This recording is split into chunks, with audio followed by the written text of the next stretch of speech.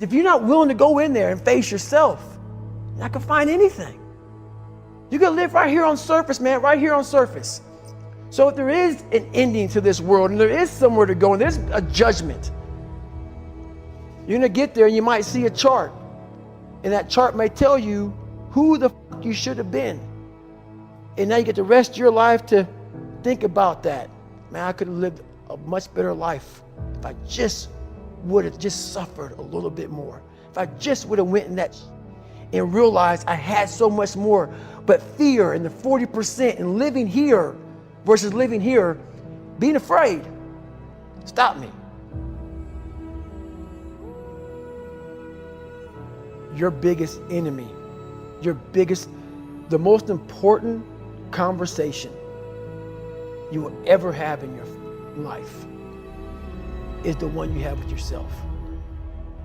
You wake up with it, you walk around with it, you go to bed with it. Eventually, you're going to act on it, whether you're good or bad. You have to. That's why the whole thing about this book I have, it's about you. It is about you. It's strictly about you finding who you are. So many people die, live 100 years, never fucking know who they are. Never know who they are. You have to look in that mirror and know there's so much more in here, man. Because I can literally right now be a 300-pound guy spraying for cockroaches still to this day. If I did not look in that mirror and say, there has to be more to this. This can't be it. And then willing to go into it, dive deep into it, and give all I have to find it. So that's what all that's about.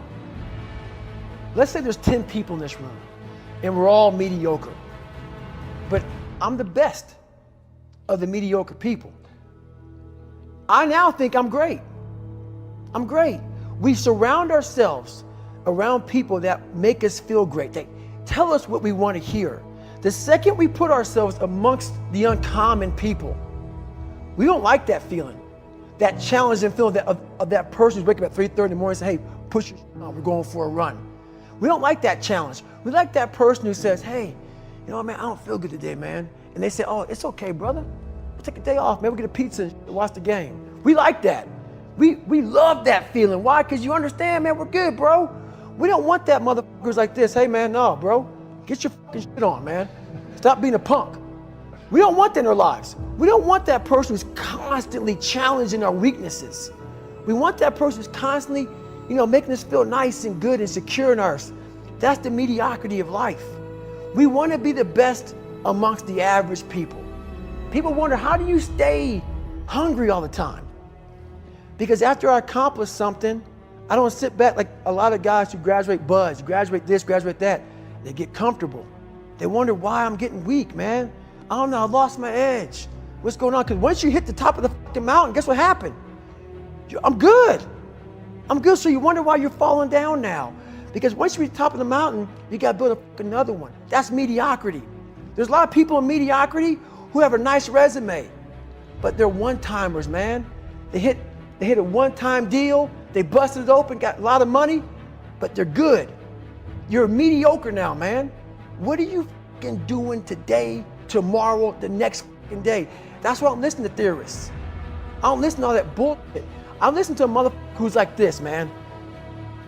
What's wrong, man? I'm fucking tired, dude. Why are you tired? Because tomorrow, I gotta do the fucking shit again, man. Whatever the shit is that made me fucking nauseous and sick to my stomach, it made me hurt. There's no ending.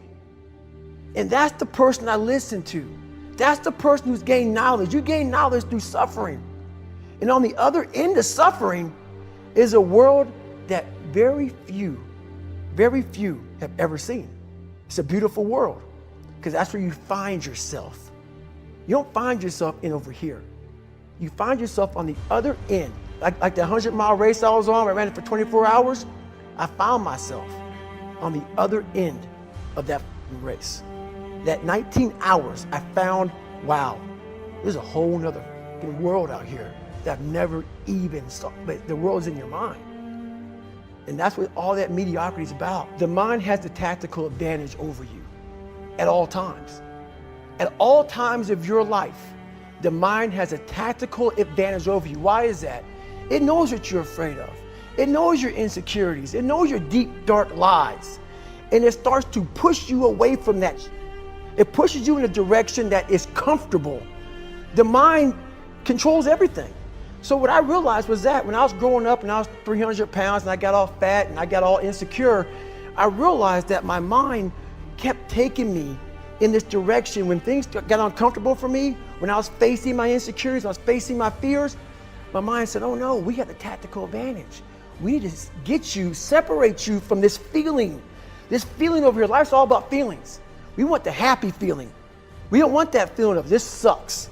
If in that moment, you can answer those up questions and you are now in charge of your brain versus your brain ruling you, that's where all that stuff comes from. So the 40% rule is all of that. You get to 40%, your brain says, we're done. Let's roll, man. This is starting to get painful. This is uncomfortable. So you sit down.